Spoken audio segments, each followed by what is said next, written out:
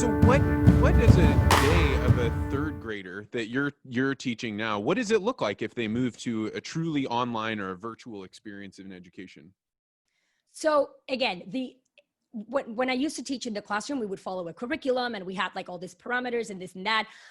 What I'm trying to do now, I don't know if I told you, but one of the things I'm trying to do with David is we've tried to create an online space, and we don't want to call it a school, but let's say that it's kind of like a virtual school, right?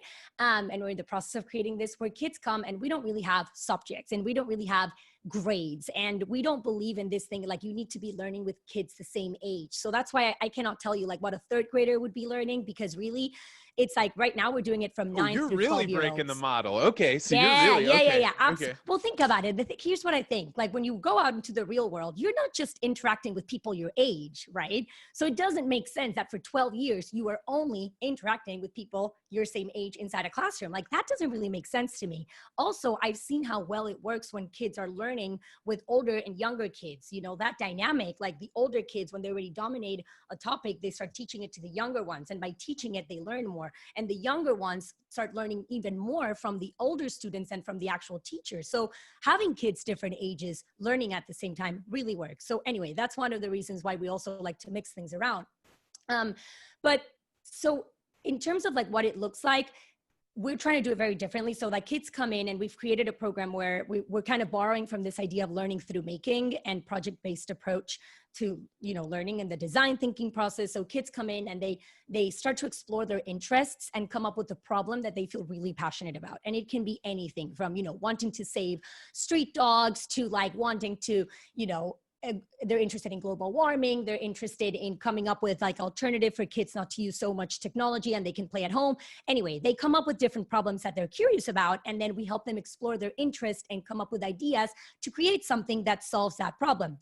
And we ran a pilot that lasted a week. And it was really interesting because when the kids came in first, they were like just staring at me like, okay, what do I do? And I'm like, well, actually, I'm not going to tell you what to do. Like you tell me what you're interested in, what you want to do. And once they come up with a problem, okay, how are you going to solve this? Like, what do you need to do first? So they are not used to this, right? In school, in a third grade classroom, it looks like the teacher comes and she says, this is what we're learning today. Here's the objective. And, you know, at the end, this is what I'm going to do to assess and to see if you learned. Here, it's like, okay, so you want to learn about that, or you want to create this. What do you need in order to be able to create that? Okay, you don't know about this. How can you research about that? Who can you talk to?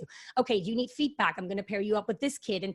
And it becomes like, it's like we're giving back the learning and the power to the kids. And they're so confused at first. They're like, I'm not used to this. But then they start to realize, okay, and they're more engaged and they start to actually conduct and manage their own learning. And they end up coming up with things that are incredible in just 1 week. And I did very, very little. We like really take a stance where we step back and we let the kids do the learning and do the teaching. We're just there to facilitate. So it looks very different from what you would see in a classroom, a teacher teaching a group of third graders. The thing you said there that like really deeply speaks to me is you let them find a problem that they care about. I've always said and this is you're taking it a totally step further than I did, but I've always said when you think, hey, I need to go to grad school because I'm not making enough money or whatever, people are like, okay, I want to go to school to get another job. And that's the problem that they're solving.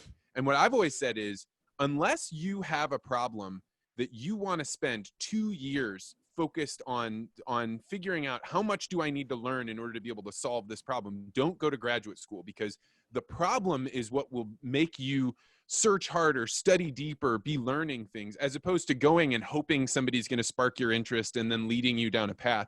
And up until you said this right here, I'd never really considered about taking that model and pushing it down as far into the education system as you can.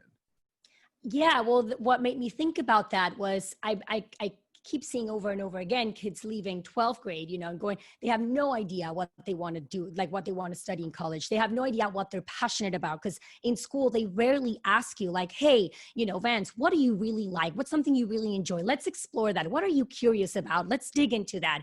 Or, you know, what's something that you feel really passionate about? Like in school, there's no time for that. And it's not no one's fault. It's just because we have to follow a very extensive curriculum. And there's so many things that need to be done that the most important thing, which is trying to find out what you're good at and what you like, we don't really have a lot of time for that. So kids, I would see over and over again, kids leaving school without a desire to learn, because and this is something that I really believe, like kids are wired to learn. Like when we're born, like we have this natural instinct to learn from everything. And we're like sponges soaking and to from this bond to and that. mentors, to bond to people that are doing things that you're like, I wish I knew how to do that. Exactly. And a big part of that is not even knowing what to admire. But if you stick kids in a room, for me, you stick somebody in a room with concrete walls and maybe a couple of windows off to the side, I have nothing to look up to. There's no way to orient myself up.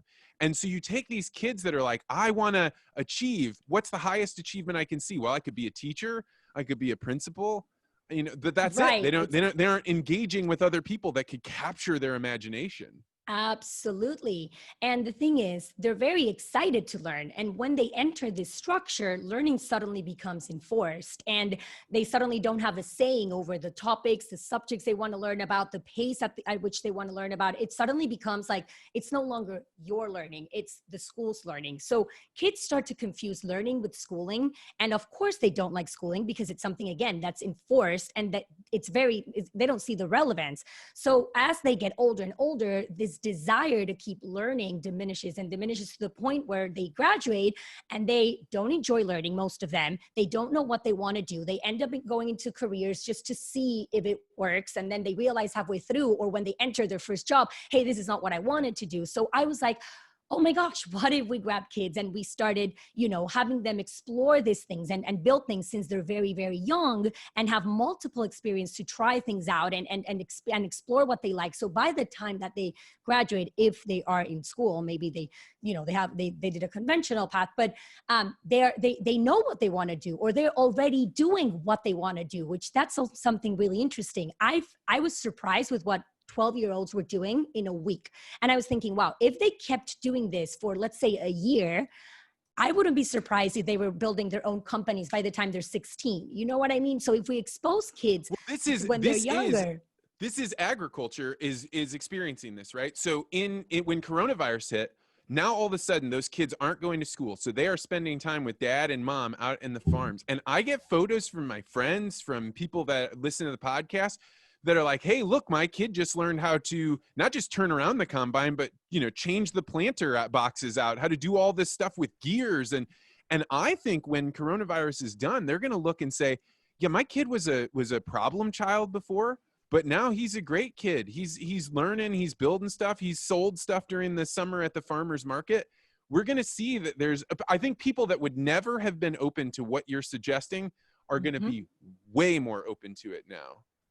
Absolutely. You just nailed it with that comment. I've been having so many people, I send out a weekly newsletter on Fridays, and I've been having so many people respond since coronavirus hit, saying that they're trying the things that I'm suggesting, which is, make learning at home a lot more, organic and like based on their passions, and forget about the curriculum and forget about the grades and forget about the tests, like make it fun and make them create things and do. And I've been receiving so many emails of parents saying, wow, what you just said, like I didn't know my kid was this creative. Like the moment that, they're doing all these things, they're exploring their interests, they're building things, they're figuring things out on their own. I see them going on YouTube and learning about these things and then creating videos about it. Like many parents are surprised with the things that their kids are able to do when they finally have that space and that saying over their learning. And I feel like that is really learning. The learning that's happening in school, I don't consider that to be real learning. What's happening in school is kids are learning how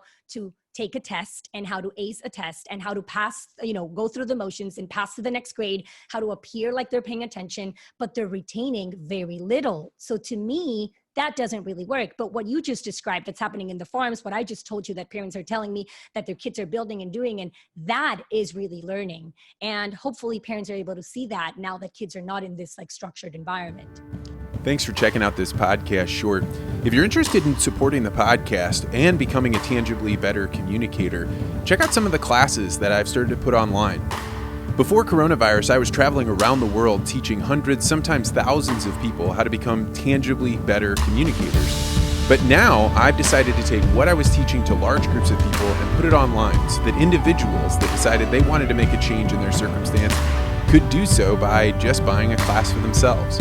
This class, Telepresence Professional Basics, teaches how you can use the microphones and the video cameras that you have, but turn them into something that makes you look and sound great. Many people in this new environment don't know how to sound professional, and so they just use whatever's there. With these tips and tricks, you can figure out, where should I put my camera? How can I utilize light to make the camera look the best? And how should I think about sound and improving it, so that way every time I speak during a meeting, people can hear exactly what I'm thinking and it's pleasant to hear my voice. These tips and the ways that you can think about how to prioritize getting better are all included in the Telepresence Professional Basics course. If you're interested, you can go to store.articulate.ventures or just check out the link below.